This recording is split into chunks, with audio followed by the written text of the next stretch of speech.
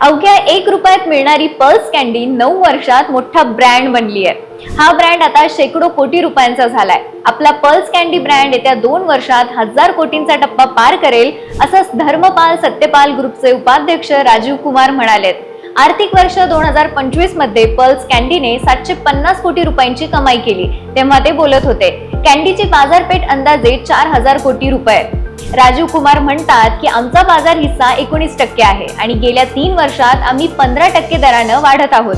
ब्रँडच्या वाढीबद्दल बोलताना राजीव कुमार म्हणाले की पल्स कॅन्डी लवकरच 1.5 ते 2 वर्षात 1000 कोटी रुपयांचा टप्पा गाठेल।